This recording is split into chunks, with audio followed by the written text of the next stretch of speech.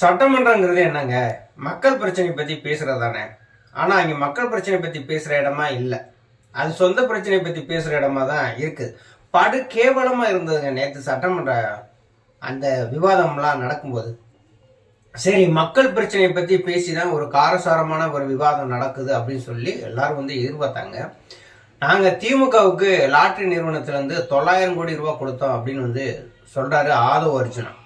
இங்க சட்டமன்ற எதிர்கட்சி தலைவர் சொல்றாரு, அதை உங்க மாமனார்ட்டே கேட்டு தெரிஞ்சுக்குங்க அப்படின்ட்டு. நம்ம இதை பத்தி நம்ம பார்க்க போறோம். அனைவருக்கும் வணக்கம்.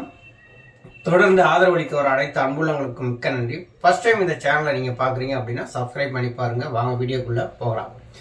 சொந்த பிரச்சனை பத்தி பேசுறதுக்கா இங்க இருந்து சட்டமன்றத்துக்கு எம்எல்ஏக்கள் அனுப்புறாங்க. மக்கள் பிரச்சனை பத்தி பேசுறதுக்கு தானே இங்க அனுப்புறாங்க. அங்க என்ன நடக்குது தெரியுமா? நான் திமுகவுக்கு கட்சி நிதியா நாங்க 900 கோடி ரூபாய் மாற்று நிறுவனத்திலிருந்து கொடுத்தோம் அப்படின்னு ஆதவ் அர்ஜுனா சொல்றாரு. உதயநிதி ஸ்டாலின் அவர்கள் என்ன சொல்றாங்க, அதை உங்க மாமனார்ட்டே கேட்டு தெரிஞ்சுக்குங்க அப்படிங்கிறாங்க. அதுக்கு ஆதவ் அர்ஜுனா என்ன சொல்றாரு, அதை உங்க அப்பாட்ட கேட்டு சொல்லுங்க அப்படிங்கிறாங்க. எங்க உங்க அப்பாவை காணோம் அப்படின்னு சொல்லி அவங்க முதலமைச்சர் தேடினார் இல்லையா அந்த சட்டசபையில, அதே மாதிரி இவங்களும் தேடுறாங்க. படு கேவலமா இருந்துச்சு. அது சட்டமன்றமா என்னன்னு தெரியல. எத்தனையோ முதலமைச்சர்கள் இருந்த இடம், எத்தனையோ சபாநாயகர்கள் அங்க இருந்த இடம், எத்தனையோ சட்டமன்ற உறுப்பினர்கள் இருந்த இடம், எவ்வளவு கண்ணியமா இருக்க வேண்டிய அந்த சட்டமன்றத்துல நேத்து படு கேவலமான ஒரு செயல்லாம் நடக்குது. கட்சிக்கு நிதி கொடுத்தது எல்லாமே சட்டமன்றத்துல பேசுறாங்கன்னா இது எப்படியான ஒரு அரசியல் இங்க நடக்குது, எப்படியான ஒரு அரசு நடக்குது அப்படிங்கறத மக்கள் முதல்ல புரிஞ்சுக்கணும். செந்தமிழன் சீமான் அவர்கள் திரள் நிதி திரட்டுறாரு, திரள் நிதி திரட்டினான்னு அந்த திருட்டு பயல்கள் எல்லாருமே சொன்னாங்க. செந்தமிழன் சீமான் அவர்கள் திரள் நிதி வாங்குறாரு அப்படின்னு சொன்னாங்க. ஆனா நேத்து சட்டமன்றத்துல ஓப்பனா நீனும் திருடே நானும் திருடேன்னு சொல்லி ஒத்துக்கிறாங்க. இதை எங்க போய்ங்க நம்ம சொல்றது? அது சட்டமன்றமா இல்ல உங்க வீடா? என்னமோ சொந்த பிரச்சனைகளை பத்தி அங்க பேசிட்டு இருக்காங்க. மக்கள் கூர்ந்து கவனிக்கணும். 900 கோடி ரூபாய் மாற்று நிறுவனத்துல இருந்து திமுகவுக்கு போயிருக்கு கட்சி நிதியா. அந்த நிதி எதுக்காக போய் சேர்ந்தது? அப்போ திமுகவுல இருந்தாரு இதே ஆதவ் அர்ஜுனா. எப்படியாவது லாட்டரி சீட்டை தமிழ்நாட்டுக்குள்ள கொண்டு வந்தணும் சொல்லி பெரும் முயற்சி எடுத்தார். 900 கோடி ரூபாய் ஒரு கட்சி நிதியை சும்மா கொடுக்குறாங்க அப்படின்னா எதையும் எதிர்பார்ப்பு இல்லாமலாம் கொடுக்க மாட்டாங்க. கட்சிக்கு நிதி கொடுக்குறாங்க.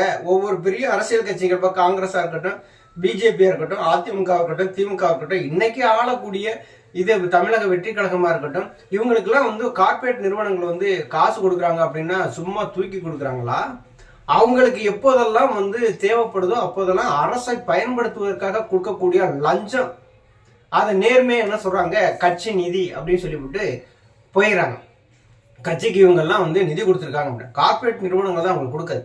ஆனா செந்தமிழன் சீமான் அவர்கள் என்ன பண்ணாங்க, மக்களோடு மக்களா நின்று மக்கள் பிரச்சனைக்காக போராடிட்டு இருக்காங்க. நம்ம புள்ள நமக்காக நிக்குதுன்னு சொல்லி தன்னார்வமாக மக்கள் கொண்டாந்து கொடுக்குற அந்த நிதியை திரள் நிதி திரட்டுறாருன்னு சொல்லிவிட்டு இந்த திருட்டு பயலுக்கு தான் பேசுனாங்க. ஆனா இன்னைக்கு சட்டமன்றத்துல அரங்கிற்கு எல்லாமே திருட்டு பயிலுக்கு தான், எல்லாமே திரள் நிதி திருடங்க தான். சீமான் அவர்கள் வாங்கினா மட்டும் அது திரள் நிதி. இவங்க கௌரவமா 900 கோடி 1000 கோடின்னு வாங்கினா அது திரள் நிதி இல்லையாமா?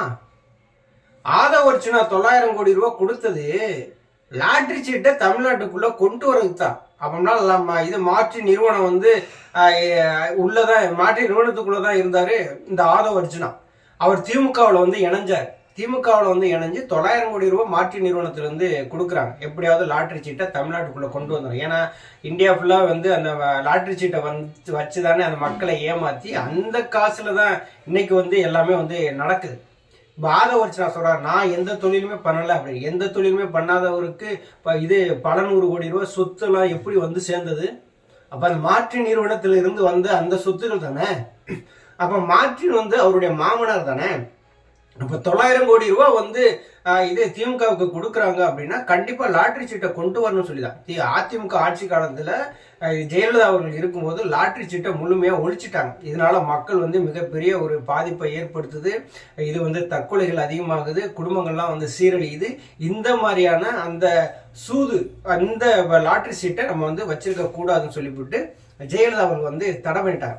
இப்போ ஆதவர்ச்சனா அப்போ வந்து லாட்ரி அதிபர் இருக்காருல்ல மார்டின், அவர் மூலியமா வந்து 900 கோடி ரூபாய் திமுகவுக்கு கொடுத்தா எப்படியாவது நம்ம ஆட்சிக்கு வந்துட்டாங்க அப்படின்னா நம்ம வந்து லாட்டரியை வந்து தமிழ்நாட்டுக்குள்ள கொண்டு வந்துடலாம் அப்படிங்கிற முனைப்போடு இருந்தவர். ஆனா அங்க வந்து அது செல்லுபடி ஆகல அப்படின்னு சொல்லிவிட்டு டக்குன்னு கிளம்பி எங்கே போயிட்டாரு ஆதவர்ஜுனா, விடுதலை சிறுத்தைகள் பக்கம் வந்து போயிட்டார். விடுதலை சிறுத்தை பக்கம் போன உடனே என்னாச்சு, அங்க வந்து ஒரு எம்பி சீட்டு கிடைக்கும் அப்படின்னு சொல்லி எதிர்பார்த்துட்டு இருந்தாரு, அங்கேயும் கிடைக்கல. இப்ப அங்க இருந்து தாவி என்ன பண்ணிட்டாரு, தமிழக வெற்றி கழகம் வந்து போயிட்டாரு. இப்ப நடந்த அந்த பொலிட்டிக்கல் டிசாஸ்டர்ல என்ன பண்ணிட்டாங்க, மக்கள் தான் இருக்காங்கல்ல, மக்கள் எவன் நல்லவன் எவன் கெட்டவன் பார்த்து யாரும் ஓட்டு போட மாட்டாங்க. காசு கொடுத்தா ஓட்டு போடுவானுங்க, மதத்துக்காக ஓட்டு போடுவானுங்க, சாதிக்காக ஓட்டு போடுவானுங்க, திரை கவர்ச்சிக்காக ஓட்டு போடுவானுங்க. இப்படியே ஓட்டு போட்டு பழகி போன இந்த கூட்டம் இன்னைக்கு வந்து ஒரு திரை கவர்ச்சியை நம்பி அந்த திரையில் தோன்றிய முகத்தை நம்பி இன்னைக்கு மக்கள் ஓட்டு போட்டு தேர்ந்தெடுத்து இன்னைக்கு தமிழ்நாட்டினுடைய முதலமைச்சரா மாண்புமிகு விஜய் அவர்கள் வந்து இருக்கிறாங்க. அந்த கட்சியில போய் இன்னைக்கு வந்து அமைச்சரா இருக்கிறாரு ஆதவர்ச்சனா. அங்க இருந்துகிட்டு எதிர்கட்சி தலைவராக இருக்கக்கூடிய உதயநிதி ஸ்டாலின் அவர்களை பார்த்து நாங்க 900 கோடி ரூபாய் கொடுத்துருக்கோம், உங்க அப்பாட்ட கேட்டு சொல்லுங்க அப்படின்னு சொல்ல, இவங்க வந்து அதை உங்க மாமனார்கிட்ட கேட்டு சொல்லுங்க சொல்ல, உங்க அப்பாவை காணோம் அப்படின்னு சொல்ல, ஏய் என்னங்கடா பண்றீங்க, அது சட்டமன்றமா இல்ல உங்க வீடா இல்ல ஒரு தெருவா சண்டை போடுறதுக்கு? மக்கள் பிரச்சனையை பத்தி பேசுங்கடானா அதுக்கு யாருமே வந்து வாய் திறக்க மாட்டேங்கிறாங்க.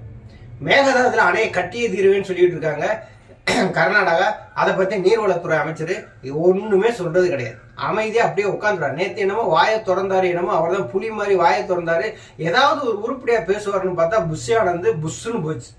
இப்படி எல்லாருமே வந்து கட்சியை வளர்க்கறதுக்காக அவங்கவுங்க வந்து அவங்களுக்கு தேவையான ஆட்கள்கிட்ட நிதிகளை வாங்கிட்டு தான் இருக்கிறாங்க.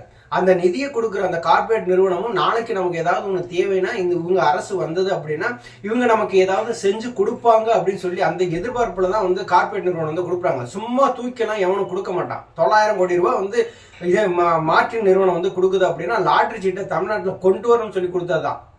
அப்ப திமுகவோட இருக்கும்போது இனிச்சது ஆதவர்ச்சனாவுக்கு, இப்போ தாவேக்கால போய் அமைச்சரான உடனே இன்னைக்கு அது வந்து கசக்குது. ஆதவர்ச்சனா வந்து ஒரு கட்சியில இல்லைங்க, பல கட்சியில போய் சேர்ந்தவர். பல கட்சியில போய் சேர்ந்து இன்னைக்கு என்னமோ அமைச்சர் ஆயிட்டாரு. அவர் வந்து இது ஆளுங்கட்சி சார்பில் இருந்து ஒரு கேள்வியில கேட்கிறாரு அப்படிங்கறதுனால பழசெல்லாம் வந்து மறக்காது. இந்த ஆளுக்கு எல்லாமே செந்தமிழன் சீமான் அவர்கள் தொடர்ந்து சொல்லிட்டே வர்றாங்க. என்னைய திரள் நிதினு சொல்றவன் எல்லாருமே பாத்தீங்கன்னா திரள் நிதி திருடனா தான் இருக்கான். இதே 100 ரூபா டிக்கெட்டை வந்து 1000 ரூபாய்க்கு வித்து அந்த கள்ளச்சந்தையில வித்து அதுல சம்பாதிச்ச அந்த அவங்களாதான் வந்து இருக்கிறாங்க. முதல்ல வந்து திருட்டு நிதிக்காரன் சொல்லிக்கிட்டு இருந்தான், இப்போ வந்து கள்ளச்சந்தையில டிக்கெட்டை வித்தவன் வந்து சொல்லிக்கிட்டு இருக்கான் அப்படின்னாங்க. ஆனா நேத்து ஓப்பனாவே அங்க என்ன நடந்தது அப்படின்னா, நான் கட்சி நிதி வாங்கியிருக்கேன், திரள் நிதி வாங்கியிருக்கேன் அப்படிங்கிறத திமுகவும் ஒத்துக்கிருச்சு, இன்னைக்கு தமிழக வெற்றி கழகமும் ஒத்துக்கிருச்சு. இனிமேல் வந்து திரள் நிதி வாங்குறாரு சீமான்னு சொல்றதுக்கு உங்களுக்கு தகுதி இருக்காடா? உங்களுக்கு தகுதி இருக்காங்க? அவளுக்கு கோபம் வருது. நீங்களாம் சட்டசபையில அப்படி பேசும்போது என்ன மரியாதை குறைவா பேசுறீங்க அப்படின்னு கூட நீங்க நினைக்கலாம். நீங்க சட்டசபையில பேசுற பேச்சாது நீங்க வெளியில பிரஸ் மீட்ல வச்சு நீங்க எவ்வளவு வேணாலும் பேசிட்டு போங்களேன். அதை சட்டசபையில வச்சு நீங்க பேசலாமா? அந்த இதெல்லாம் வந்து பேசலாமா? கட்சியினுடைய உட்கட்சி விவகாரங்களை நீங்க பேசலாமா? அதை நீங்க வெளியில வச்சு நீங்க பிரஸ் மீட்ல நீங்க என்ன வேணாலும் பேசிட்டு போங்க. பிரஸ் மீட்ல தான் ஏகப்பட்ட பேர் வந்து பேசுறீங்கல்ல, சம்பந்தமே இல்லாம பேசுவாங்க. அப்படி ஆட்களும் வந்து தமிழக வெற்றி கழகத்துல இருக்கிறாங்க, எல்லா கட்சியிலும் வந்து இருக்கிறாங்க. இனி ஒரு முறை திரள் நிதி வாங்குறாரு சீமான்னு சொல்லி பல்லு மேல நாக்க போட்டு பேசாதீங்க. ஏன்னா நீங்க எல்லா பயல்களுமே வந்து நிதி வாங்கிப்பீங்க. மக்கள்கிட்ட வாங்குறாரு செந்தமிழன் சீமான், மக்கள் தன்னார்வமா வந்து கொடுக்குறாங்க, அதை வந்து ஓப்பனா வந்து பேசுறாரு. நான் திரள் நிதி வாங்குறேன்னு சொல்றேன் இல்ல, எந்த இடத்துல இருந்து வருது எப்படி வருது அப்படின்னு சொல்லிவிட்டு நீ ஒரு விசாரணையை நடத்து, நான் வேணாம் நான் சொல்றேன் அப்படின்னு வந்து ஓப்பனா வந்து பேசுறாரு. ஆனா இவங்க எல்லாமே பாத்தீங்கன்னா திமுக அதிமுக பிஜேபி காங்கிரஸ் எல்லாம் பாத்தீங்கன்னா தமிழக வெற்றிகள்லாம் பாத்தீங்கன்னா கார்பரேட் நிறுவனங்கள்ல வாங்குறாங்க. அப்ப எல்லாருமே வந்து கார்பரேட் நிறுவனங்கள்ல வாங்கினா அது திரள் நிதி கிடையாது. ஆனா மக்கள்கிட்ட போய் மக்கள் தன்னார்வமா கொடுக்குற அந்த இது பணம் மட்டும் சீமான் வாங்குற பணம் மட்டும் திரள் நிதியா மாறிடுதா? என்னடா டே படு கேவலமா இருக்கியா? மக்கள் பிரச்சனையை பத்தி பேசுங்க. ஆனா நீங்க உங்க சொந்த பிரச்சனை பேசுறதுக்கு அது சட்டசபை இடமே அல்ல. நன்றி.